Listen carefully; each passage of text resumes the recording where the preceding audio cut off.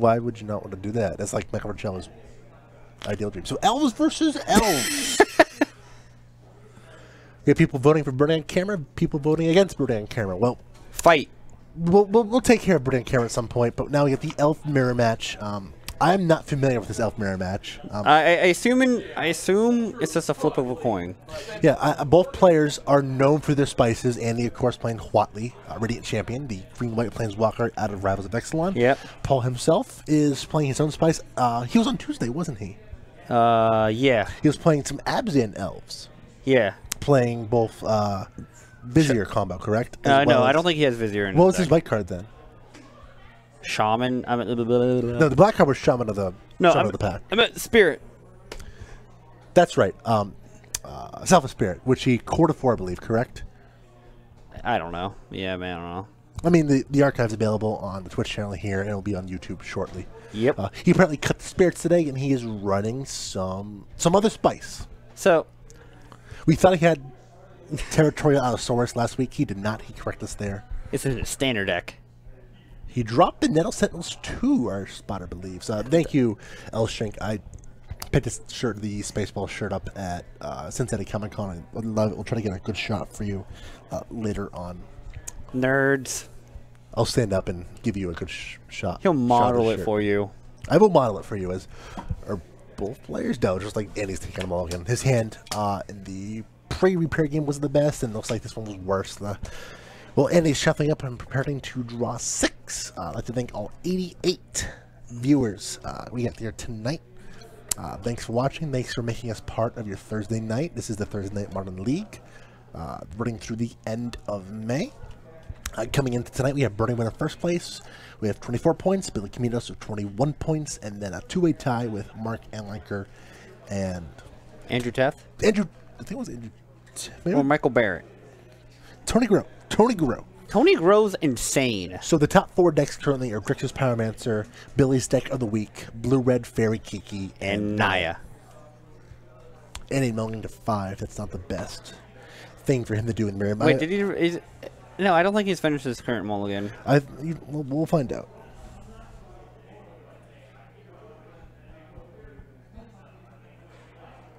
Alright, never mind. It is a mull 5. Mull 5. He's going to keep it. He's going to Stry. Checklist card to the bottom. Paul on the play. Seems really important. There's a... What I don't remember the card is. Heritage Druid. And he responds with a Limmer Elves. Dwayne's Elite. He gets an elf. He has access to 3 mana. He's going to play... I used to play Elves. Elvish Visionary.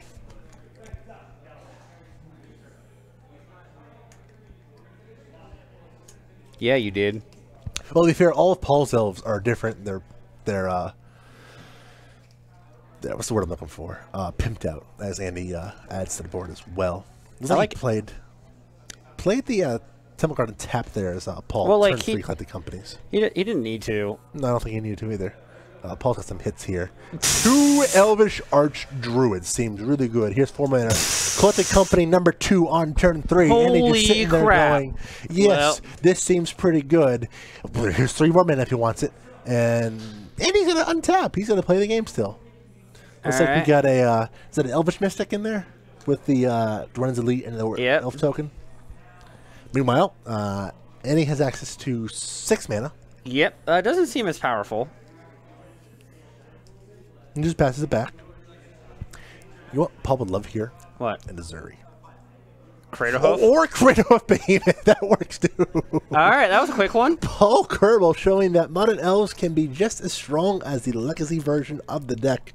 Taking game 1 with a turn 4 Craterhoof Behemoth. That was a pretty nutty hand. It was insane. Teddy pointed out this is a race to Missouri.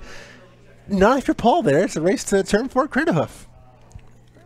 I don't get why Andy scooped right there. I think he had plenty of life. That's pretty optimistic of you there. He could have cocoed into like a... I don't know. We're bringing it back in the booth here. We'll play our sideboard. Hey, Spaceballs. Oh, here's the shirt. Stand up. It is Spaceballs, the cereal. It's Barf Spaceballs, the cereal. For free Schwarzwing. Yeah, win 1 million. 1 million space bucks. You can pay off Pizza the Hut with that. Hell yeah. Or you can afford to pimp out your elf deck like Paul has. Or you can be me and try and get German cards for bringing light scape ships.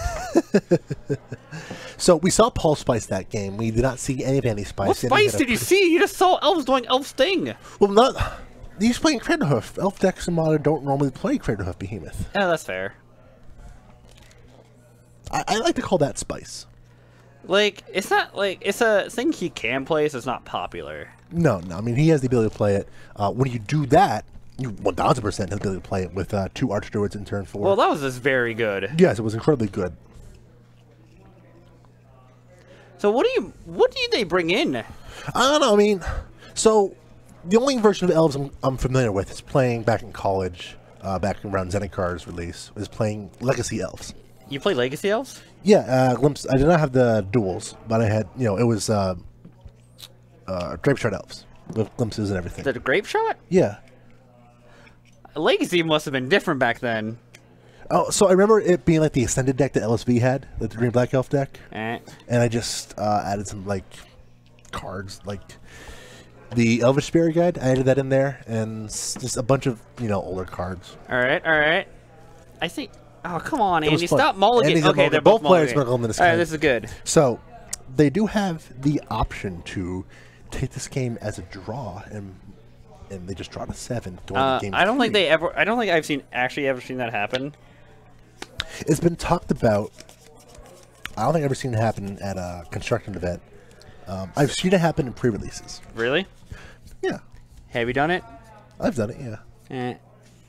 I mean, it's a pre-release. It's a pretty... What, did you call me peasant? I'm kidding. It is. It's an option. It's let's draw this make sure. This is pre-release. We want to make sure we draw 7 and have a good time. Yeah, that's fair. Pre-releases is the time we go before the events even starts. You go back in your car, smoke a bowl or 2. You can't talk about that. It's illegal. Okay, bowl of tobacco. Nice save. Both players look like they're happy with their 6, and he's going to try his top card to the bottom, as will Paul. So both players currently at parity. All right. Andy Great shocks start. to Lenore Elves. Almost parity. Mirror. Paul has a Rage Reverse Thicket. I mean, life total is probably insignificant. No. And he's going to follow up with a Devoted Druid. And just the 1 land. But if, like, Andy draws... Oh. So... He has to path to exile, but I feel like Andy's okay with that because he just gets a land, and he has the ability. He has the ability to still play stuff. He still gets.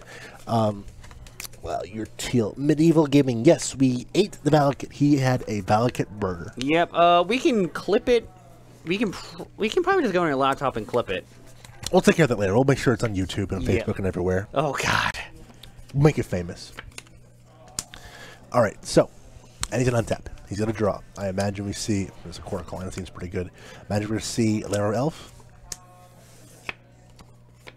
Oh, we're doing 3 mana. Here's 3 Elves. Ooh. 3 more mana. Here's a Nazari. Yep. So again, like does it stink that Inglass is able to do it? Sure, but he's still able to very clearly play Magic. Yeah, like... Steel Leaf Champion seems medium here. Steel Leaf Champion and Zwinen's Elite. I feel like I'd rather have a Nazari, especially with the Koerbel calling in Andy's hand. Now, that's where not having a Voted Druid is... a bummer, because Andy will be able to cord for a Vizier and just pump the team to hell and high water. I mean, and get a medieval game. You get to watch it on the archive of the stream right now. In fact, if you wanted to, just click the please put the videos link up top there on Twitch, and you can check the past broadcasts. Andy has a win next turn if Paul has no disruption. Yeah, that's fine. Yeah, and he's A-okay with this. Like, if Andy's not dead, he's fine. We're passing, recording for 5, and right. Paul knows what's up because he plays Elves as well. So, both players on the play had a turn 4 win. Nice. You picked this match. I want you to remember that. You picked this match. Hey, man. Well, okay, so table 1 was Soul Sisters. I just refused to put that on. Why not? I hate... No. Do you remember when we had a Soul Sisters mirror match on camera? Remember that night? It was a Tuesday night. Don't remind me. John Douglas and Taylor were going to like, you know what? Let's put some new people on camera. And they happened to pick the Soul Sisters mirror match. I just don't like Soul Sisters as a deck. I don't think it's good for people to watch.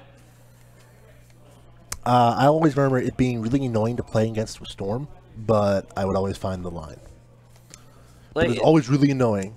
So, do you figure out who's commentating Tuesday? We do have some. We might have some new commentators for Tuesday night. One of our streamers, Matthew Minier, has a line on some possible people, but that's on Tuesday. Tomorrow night is Friday Night Modern. Got 5 rounds. Mark Enliker and Mark Koerbel back in the booth to bring you all 5 rounds of Modern, and then on Saturday, it's a standard PPTQ. Dominating Standard is pretty wide open so far. Both myself and Matthew Miniger will bring you all the action. We'll get some player interviews and deck techs as well, so you definitely want to tune in for that, because we know that you people want to watch Standard. Standard's great right now. Standard is fantastic, and I get why Star City in particular has shied away from Standard-only events and gone to the team events. Because it's like they couldn't predict Standard. Yeah. Standard was in a rut. No one wanted to play or watch Standard. It's like, all right, Team Energy Mirror. Yeah. I mean, the gameplay was nice. The gameplay was really good.